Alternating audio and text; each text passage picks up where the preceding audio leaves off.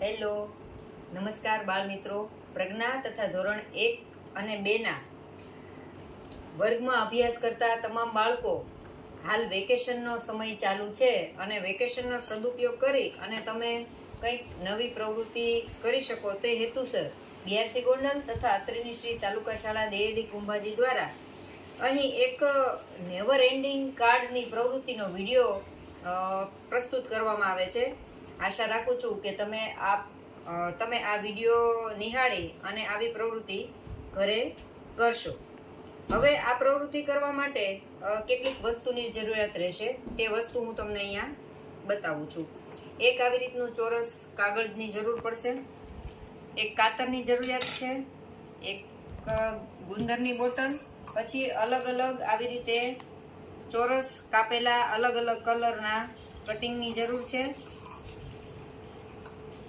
ત્યારબાદ તમારી પાસે જે કોઈ પણ કલર હોય, મીણિયા કલર, સ્કેચ પેન કલર કે જે હોય તે તમે આમાં ઉપયોગમાં લઈ શકો છો. હવે આપણે પ્રવૃત્તિ બનાવવાની શરૂઆત કરીએ. હવે સૌપ્રથમ આવી રીતે જે ચોરસ કાગળ લીધો છે એને આવી રીતે વાળવાનો છે.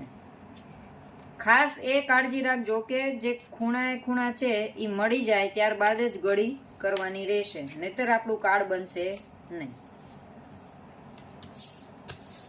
આવી રીતે પછી હવે ખોલી નાખવાનું છે. ત્યાર પછી અહીંયા બીજી ગળી પાડવાની છે. હવે અહીંયા ત્રીજી ગળી.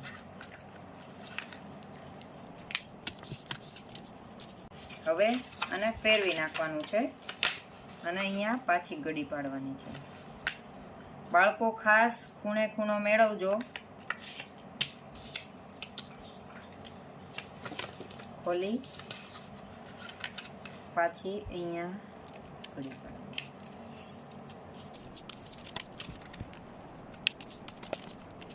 હવે અહીંયા જે આ વચ્ચે ચોરસ છે એ આપણે કાતરની મદદથી કટ કરવાનું રહેશે.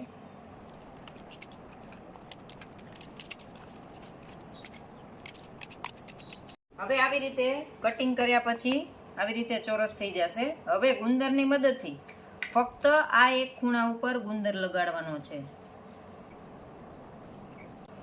અને બીજો આ ખૂણો. હવે એને વાળી દેવાનું છે.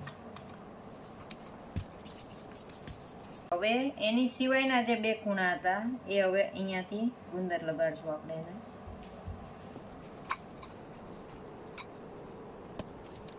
એને આવી રીતે લગાવ્યા બાદ હવે આપણે અહીંયા જોઈ શકીએ છીએ કે આ કાર્ડ બધી બાજુથી આવી રીતે ખુલે છે. હવે જે આપણે અલગ અલગ ચોરસ કટિંગ કરેલા હતા એમાં સ્કેચ પેનની મદદથી અહીંયા લખશું. તો હું અહીંયા નમ ગજ લખીશ. ન મ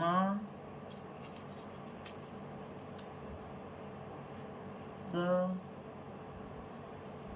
જ. હવે આ ચારે ચાર કટિંગને આપણે આ ચાર ખૂણામાં લગાવશું.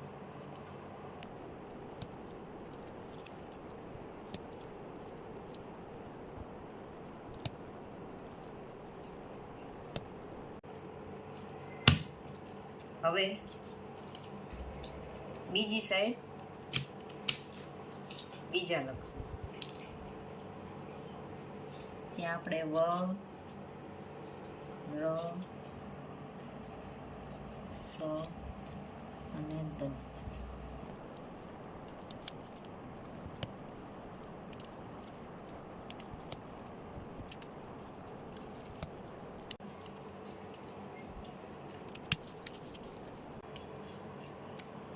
હવે ક,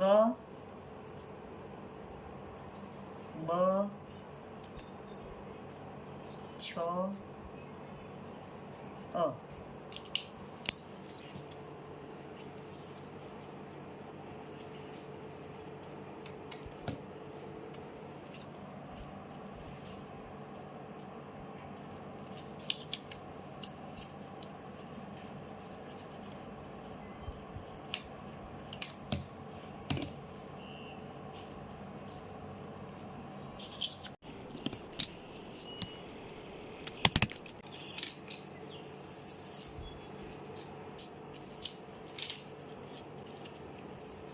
ડ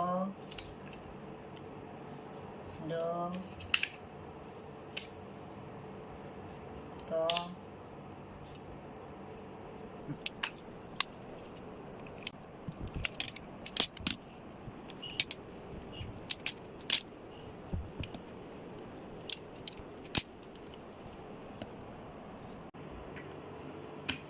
અહીંયા આપણું કાર્ડ